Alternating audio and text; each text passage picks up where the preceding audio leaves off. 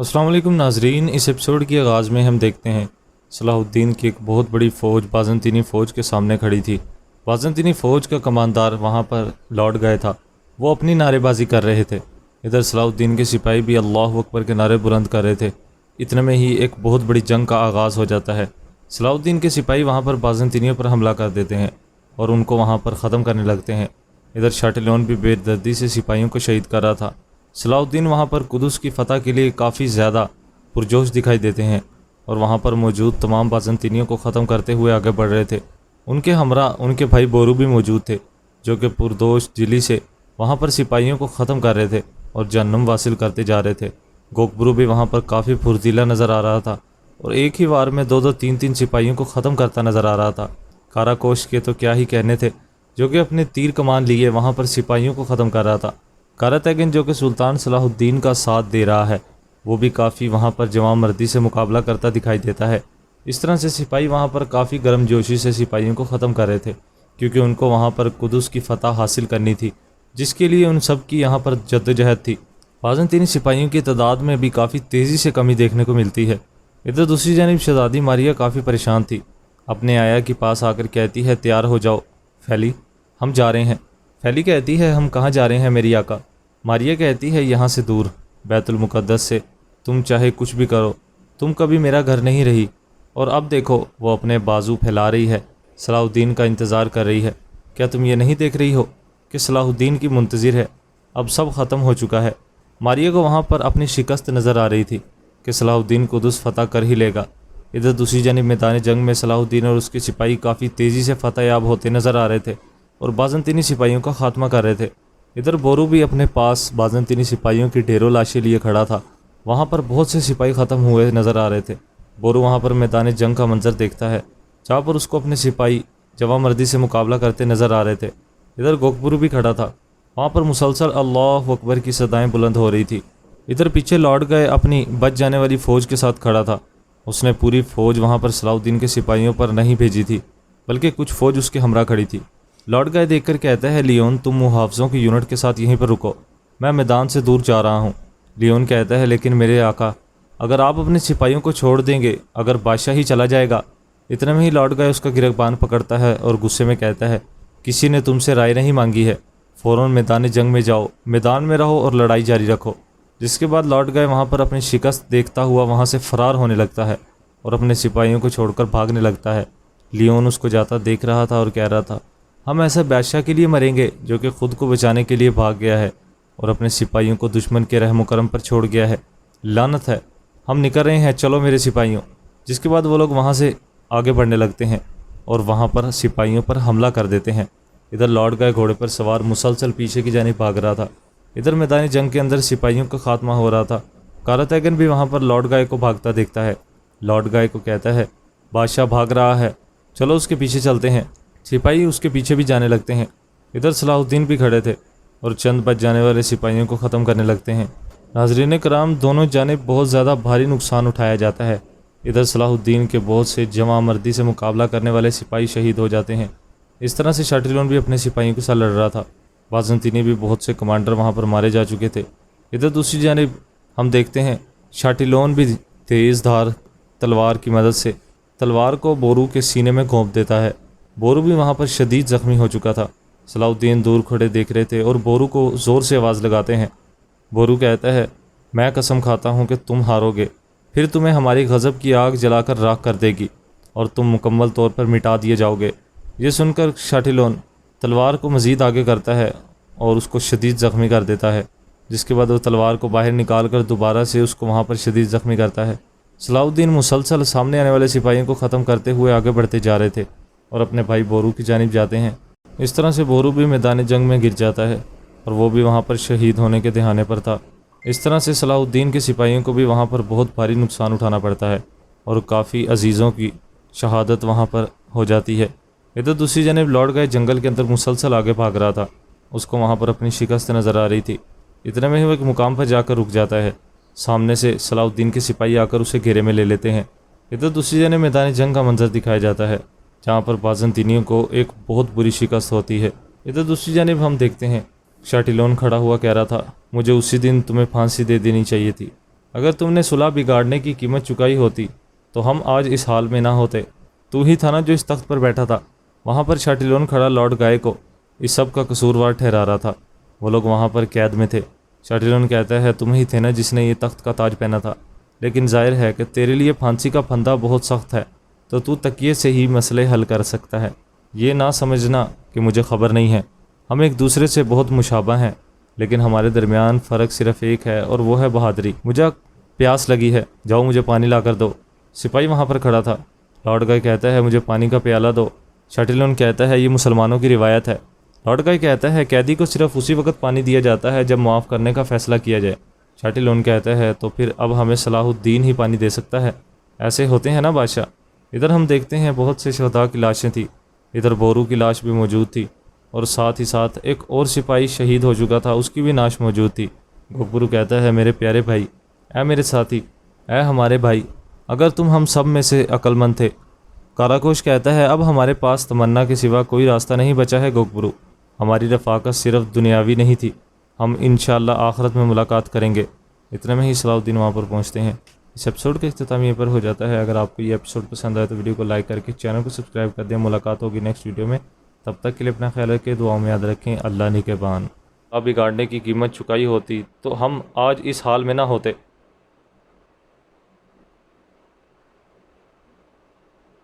تجھے وہ تاج اتار دینا چاہیے تھا۔ ادھر دوسری جانب ہم دیکھتے ہیں شاٹیلون کھڑا ہوا کہہ رہا تھا مجھے اسی دن تمہیں پھانسی دے دینی چاہیے تھی۔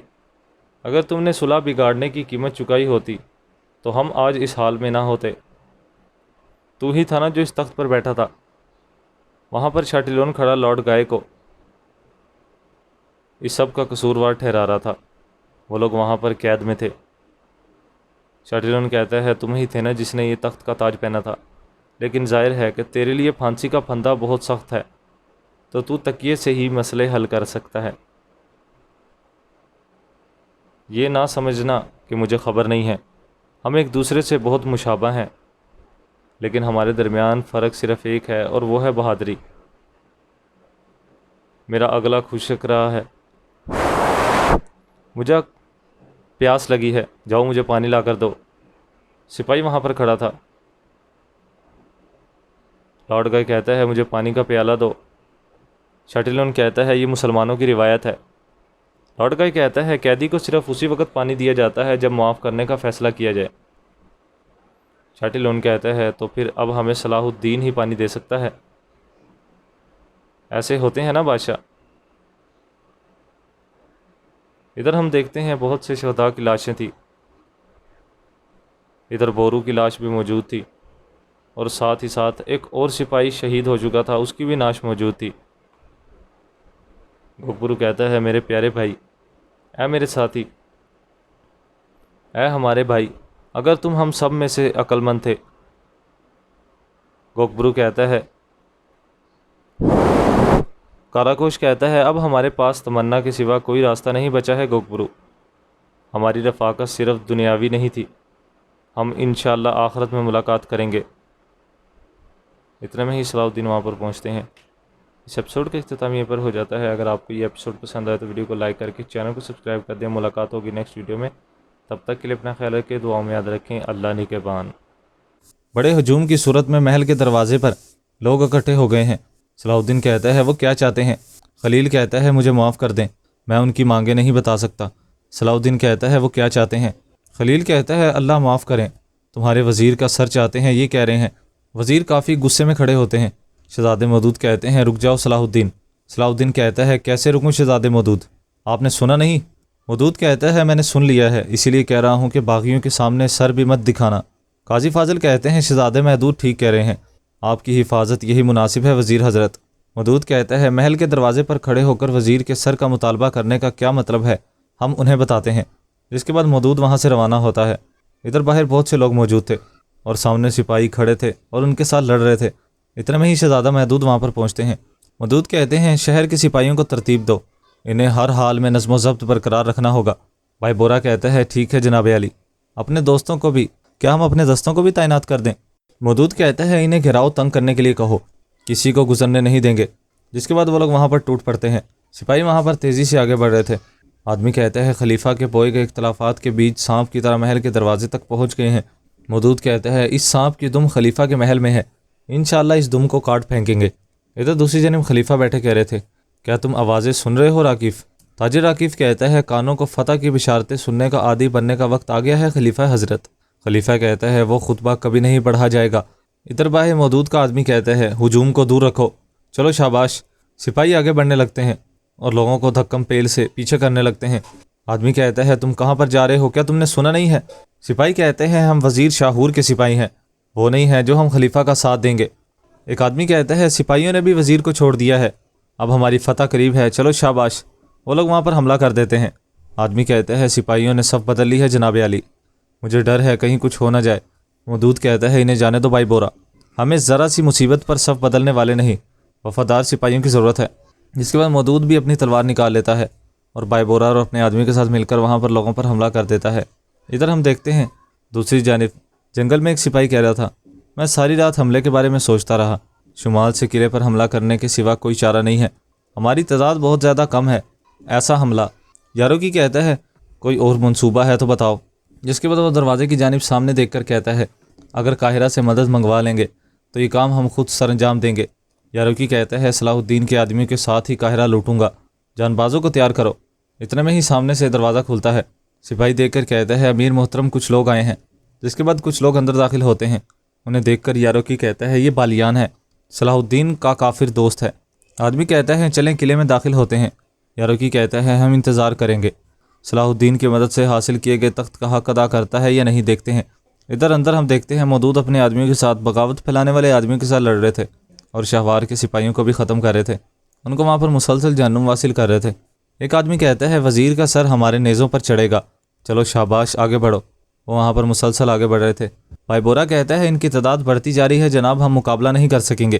مودود کہتا ہے حق کی خاطر اختیار کیے گئے راستے پر اللہ ہماری حفاظت کرے گا بھائی بورا، اس سے پہلے ہمیں فتوحات دیں تو اب کیوں نہیں دے گا وزیر صلاح الدین کی خاطر۔ اتنے میں ہی وہاں پر کچھ اور لوگ آتے ہیں اور کہتے ہیں وزیر صلاح الدین کے لیے لڑنے کے لیے آئے ہیں۔ تاجر راکیف کی غداری سامنے آ گئی ہے، وزیر صلاح الدین کی خاطر۔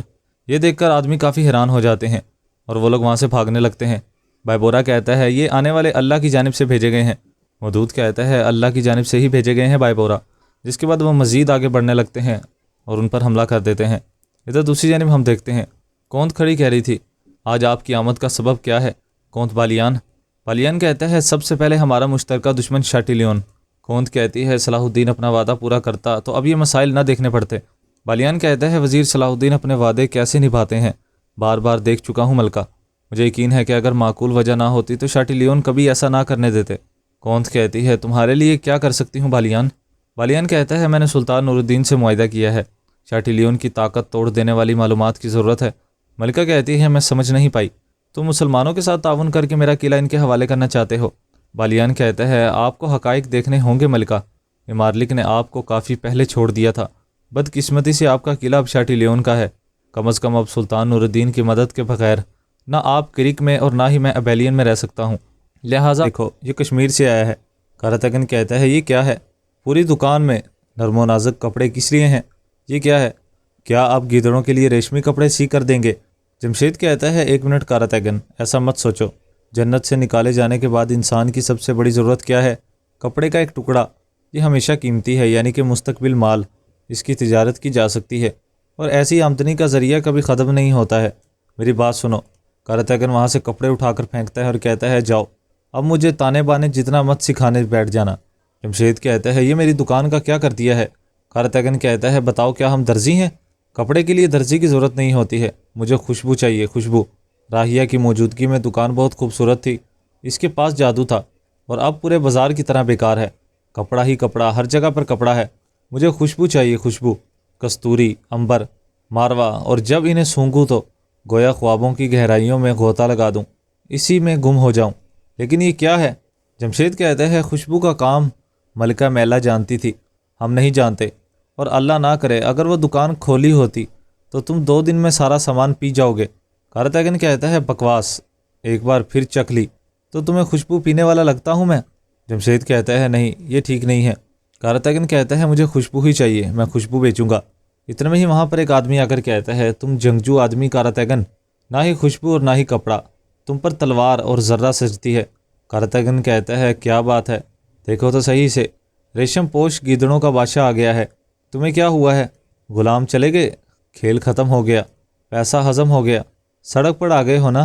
آدمی کہتا ہے پانی بہتا ہے اور اپنا راستہ تلاش کر لیتا ہے، ہم تاجر لوگ ہیں، اگر آپ چاہیں تو قاہرہ سے کبھی نہ ملنے والا نایاب فولاد دلا کر دوں گا۔ کاراتیگن کہتا ہے ایسا نہیں ہو سکتا ہے، وزیر صلاح الدین تمہیں مصر میں تجارت نہیں کرنے دیں گے، اب جاؤ یہاں سے۔ آدمی کہتا ہے ہمارے اتنے پرانے تعلقات ہیں، آپ ثالث بن سکتے ہیں۔ کاراتیگن کہتا ہے دفع ہو جاؤ، تمہاری وجہ سے ہم فنا ہو جاتے، بس صورت انسان، جاؤ، تم جیسے کافر کا کفیل نہیں بنوں گا۔ آدمی کہتا ہے فوراً انکار نہ کرو، بدلے میں آپ کی دکان سامان سے بھر دوں گا۔ کاراتیگن سوچ میں پڑ جاتا ہے اور کہتا ہے فولاد دیکھتے ہیں، پہلے سامان لاؤ، ایسے بات کرنا تو آسان ہے، پھر دیکھتے ہیں۔ جمشید کہتا ہے جلد بازی میں فیصلہ نہ کریں۔ کاراتیگن کہتا ہے چلو سامان دیکھتے ہیں، پہلے ہم سامان دیکھیں گے، فولادی ہتھیار یا پھر خالی الفاظ ہیں، دیکھتے ہیں سامان، تم سامان لے کر آؤ، پھر ہم بات کریں گے اور مناسب حل نکالیں گے۔ جمشید کہتا ہے خیر کا وسیلہ ہو۔ ادھر دوسری جانب تاجر عاقف ڈولی میں بیٹھ کر آگے بڑھ رہا تھا، اتنے میں ہی ڈولی رک جاتی ہے۔ تاجر پوچھتا ہے یہ کیا ہو رہا ہے، کون ہے؟ اتنے میں ہی وہ باہر جھانک کر دیکھتا ہے تو باہر بہت سے لوگ مرے پڑے تھے۔ اتنے میں ہی صلاح الدین کا بھائی آ کر اسے نکالتا ہے اور کہتا ہے ہماری گفتگو ابھی تک ختم نہیں ہوئی۔ ادھر دوسری جانب ایک بازنطینی قافلہ آگے بڑھ رہا تھا۔ شاٹی لیون اپنے کمانڈر کے ساتھ آگے بڑھ رہا تھا اور کہہ رہا تھا مجھے یقین تھا ہمارے پیچھے آئیں گے، لیکن کوئی نظر نہیں آ رہا۔ ادھر دوسری جانب سلطان اپنے آدمی کے ساتھ موجود تھے اور کہہ رہے تھے بورو کو اب تک یہاں نہیں ہونا چاہیے تھا صلاح الدین۔ صلاح الدین کہتا ہے جلد ہی یہاں پر ہوگا سلطان۔ بھائی بورا کہتا ہے وزیر محترم کوئی آ رہا ہے۔ یاروکی کہتا ہے بورو ہی ہے۔ اتنے میں ہی وہاں پر بالین پہنچ جاتا ہے اور اپنے گھوڑے سے نیچے اترتا ہے اور آ کر کہتا ہے سلطان معظم۔ سلطان کہتے ہیں یہاں پر کیا کر رہے ہو تم بالیان؟ بالیان کہتے ہیں آپ سے ہی بھی یہی سوال پوچھنے کے لیے آیا تھا، آپ کو اب تک قدس کے راستے پر ہونا چاہیے تھا۔ صلاح الدین کہتا ہے کیا قدس کے راستے پر؟ بالیان کہتا ہے آپ کو خبر نہیں ملی تھی؟ سلطان کہتے ہیں کیسی خبر؟ بالیان کہتا ہے صلاح الدین کے بھائی بورو نے خبر نہیں دی۔ صلاح الدین کہتا ہے بورو کو کہاں دیکھا؟ منظر دکھایا جاتا ہے جب بالیان جنگل میں آگے بڑھ رہا تھا اور بورو سامنے کھڑا تھا۔ بورو دیکھ کر کہتا ہے یہ کون ہے؟ اتنے میں ہی بالیان اس کے پاس آتا ہے اور سامنے سے اسے آدمی کو گھیر لیتے ہیں۔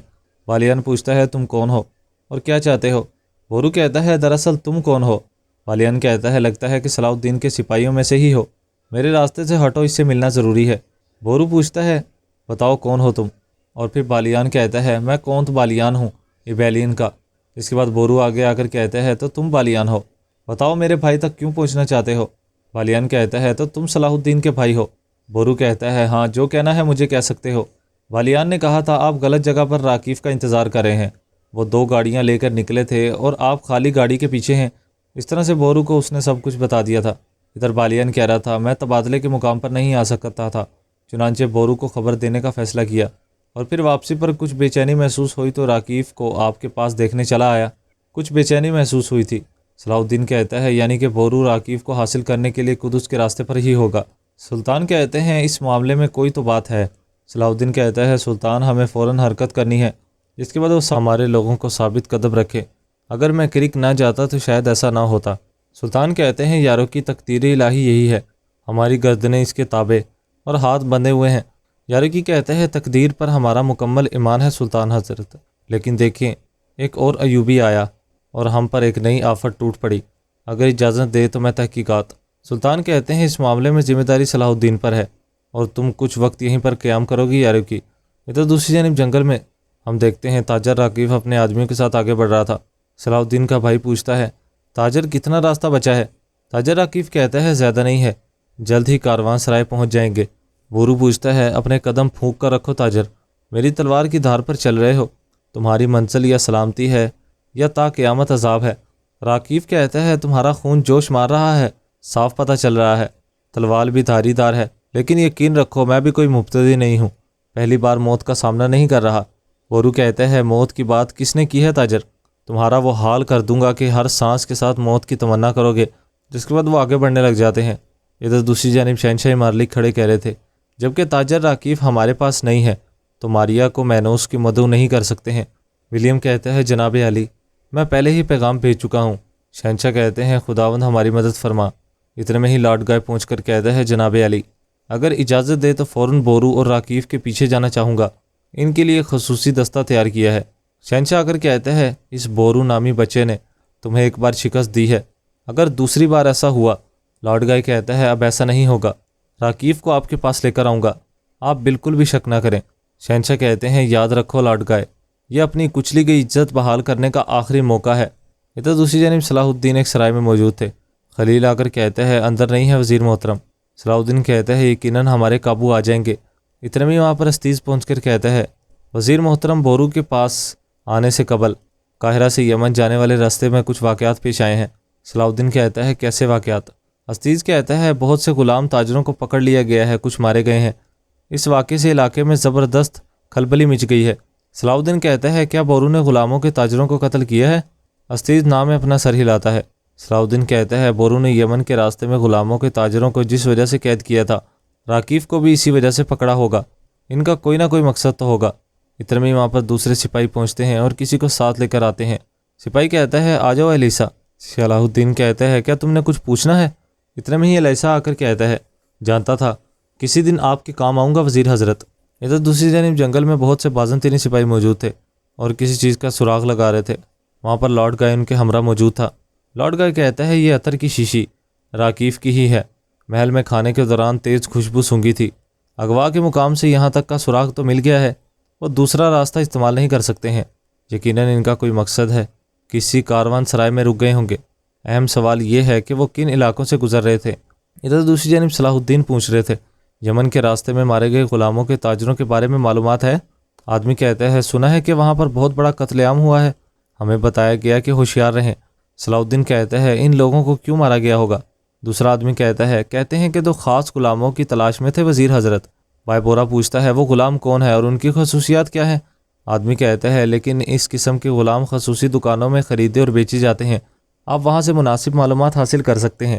صلاح الدین کہتا ہے وقت ضائع کیے بغیر چلتے ہیں، تم ہمیں راستہ دکھاؤ۔ آدمی کہتا ہے وزیر محترم میں سپاہی نہیں ہوں، تاجر ہوں، امید ہے کہ میری کی گئی نیکی کا اجر ملے گا۔ صلاح الدین کہتا ہے تم کیا چاہتے ہو صاف صاف بتاؤ۔ تاجر کہتا ہے مجھے مصر میں تجارت کرنے دیں، بس یہ چاہتا ہوں۔ صلاح الدین کہتا ہے انسانوں کی تجارت نہیں کرو گے، صرف اس شرط پر اجازت دوں گا۔ تاجر ہاں میں اپنا سر ہلا کر کہتا ہے ہم نہیں کریں گے وزیر۔ دوسرا کہتا ہے توبہ، اللہ کی قسم ایسا ہرگز نہیں کریں گے وزیر حضرت۔ تاجر کہتا ہے لیکن ایک اور معاملہ بھی ہے۔ ادھر دوسری جانب سلطان موجود تھے۔ اتنے میں ہی وہاں پر اصفہانی آ کر کہتے ہیں ابھی تک کوئی خبر نہیں ملی ہے میرے سلطان۔ سلطان کہتے ہیں صلاح الدین اگر راکیف اور بورو کو میرے پاس نہیں لا پائے تو اس معاملے کا انجام بہت برا ہوگا، بہت زیادہ برا۔ ادھر دوسری جانب تاجر کھڑا کہہ رہا تھا وزیر حضرت اس سرائے میں داخل ہونے کے لیے خصوصی اجازت درکار ہے۔ استیز کہتا ہے تمہارے سامنے مصر کے وزیر ہیں گستاخ۔ تاجر کہتا ہے غلط مت سمجھیے گا، آپ کے لیے یقینی طور پر نہ کھلنے والا کوئی دروازہ نہیں ہے، لیکن اگر کسی ہنگامی رائے کے بغیر مسئلہ حل کرنا چاہتے ہیں تو آپ کے لیے میرے مہمانوں کے طور پر داخل ہونا مناسب رہے گا۔ دوسرا آدمی کہتا ہے اور وہ بھی غیر مسلم۔ صلاح الدین کہتا ہے آپ سرائے کے ارد گرد نگرانی کریں گے اور میں اور خلیل اندر جائیں گے، جس کے بعد وہ سب وہاں سے روانہ ہو جاتے ہیں۔ اس ایپیسوڈ کا اختتام اسی مقام پر ہو جاتا ہے۔ اگر آپ کو یہ ایپیسوڈ پسند ہے تو ویڈیو کو لائک کر دیں اور چینل کو سبسکرائب کر دیں، ساتھ دی کے بیل نوٹیفیکیشن کو آل کرنا ہرگز نہ بھولیے گا۔ اب ملاقات ہوگی انشاءاللہ نیکسٹ ویڈیو میں، تب تک کے لیے اپنا خیال رکھیں، دعاؤں میں یاد رکھیں، ایسے ہی ہمارے ساتھ جڑے رہیے گا۔ مزید آپ کا کوئی بھی سوال ہو کمنٹ باکس میں اپنی قیمتی رائے سے ضرور آگاہ کر دیجیے گا، اور اگر آپ کسی اور نئی سیریز جیسے کہ اورحان غازی سیریز بہت ہی جلد ریلیز کی جانے والی ہے، اس کے متعلق کوئی بھی سوال پوچھنا چاہتے ہیں یا آپ کے ذہن میں کسی قسم کے کوئی شکوک و شبہات ہے جو کہ آپ دور کرنا چاہتے ہیں، تو اپنی قیمتی رائے سے کمنٹ باکس میں ہمیں آگاہ کر دیجیے گا۔ آپ کو فوراً رپلائی کر کے یا اس پر ایک خاص ویڈیو بنا کر آپ کو آپ کی معلومات سے آگاہ کر دیا جائے گا۔ اب ملاقات ہوگی نیکسٹ ویڈیو میں، اپنا خیال رکھیں، اللہ نگہبان۔ آپ کے چلے جانے سے ہم پریشان تھے، آپ نے واپسی ایک خوشخبری کے ساتھ کی ہے، ہمارے اوپر سے سیاہ بادل جھٹ چکے ہیں۔ صلاح الدین کہتے ہیں اب سے ہماری خوشی اف تک پھیل جائے گی انشاءاللہ، کیونکہ غزہ کی مہم شروع ہو جائے گی۔ یہ فتح ان مشکلات کا صلہ ہوگی جو ہم اب سے سہ چکے ہیں، اور اسے جانے دو۔ توران شاہ کہتا ہے اسے کہاں پر جانے دو، وہ اپنے کیے کی قیمت ادا کیے بغیر کہیں نہیں جا سکتا ہے، یہ ملک محدود کا آدمی تھا۔ صلاح الدین کہتا ہے جتنی بدنامی ہوئی ہے اس کے لیے وہ کافی ہے۔ توران شاہ کہتا ہے میں نے قبیلے کو بچایا ہے اور میں نے اسے قیدی بنایا ہے، اس کا فیصلہ کرنا میرا حق ہے، آپ کا نہیں۔ صلاح الدین کہتا ہے میں اس قبیلے کے ہر شخص کا فیصلہ کرتا ہوں،